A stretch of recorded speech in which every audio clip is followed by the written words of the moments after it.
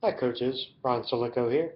I was recently talking to another coach who's a very good friend of mine, and he mentioned that he was looking to do a 2-2-1 press this year. And something that they're also trying to do defensively is forcing offensive players to their weak hand through scouting reports and forcing people off their dominant hand. And during that discussion, we had the question raised, well, I wonder if you can do that out of a 2-2-1 press.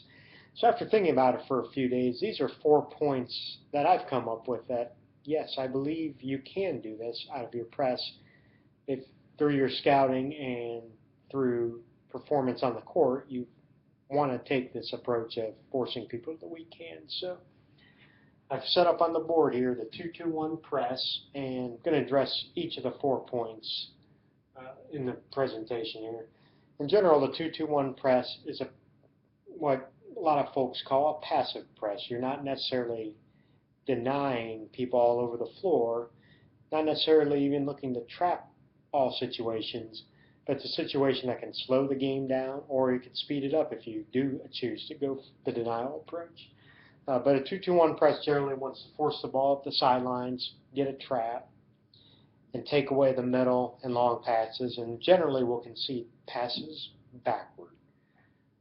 So in our 2-2-1 setup here, I'm going to assume that players are right-handed, and we're going to take the right hand away.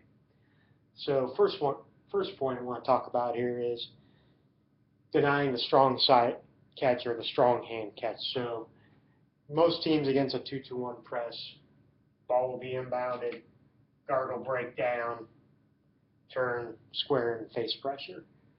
So what we're going to do in this situation is the guard breaks to the ball, the defender is trailing them on the strong hand side, which is going to force a pivot automatically to the middle to that left hand. That's what we're trying to do. So the ball's caught here. The defense will overplay that strong dominant hand, forcing the dribbler to go to the middle if he chooses to dribble. So that's one approach that you can take, is right off the bat trying to deny that strong side catch. Strong hand catch, excuse me. Another approach is you can force it to the weak hand immediately on the catch. So player breaks up, gets the pass, squares up, sees the floor. Defensive player overplays the right hand. He's allowed to catch.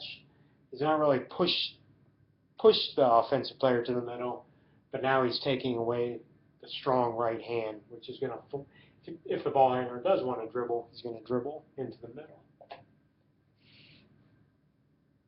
Another tactic you could use is you could force the ball up the sideline like you normally would in a 2-2-1 press. So we're really not necessarily taking the strong hand away. The dribbler goes, or making a very concerted effort not to let him get momentum with that strong hand. As soon as the ball gets put on the floor, attack with the double team, so now the offensive player can't continue to proceed up the floor using the strong hand to dribble.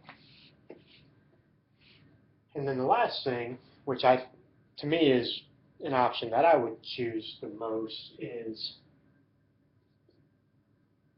player breaks to the ball, dribbles up the sideline, and then this is where I think the trap becomes very, very effective. Defensive player, through the repetition of the zigzag drills and teaching and coaching footwork, forces a spin dribble back to the middle. This defender is really playing hard on the help line, really following the ball, reads when that offensive player is going to use the spin dribble backwards, and then tries to attack it and pin him right on the sideline. So those are 4 methods that I believe you can use if you've got the philosophy of taking away the ball handler's strong hand. Thank you for watching. Have a great day.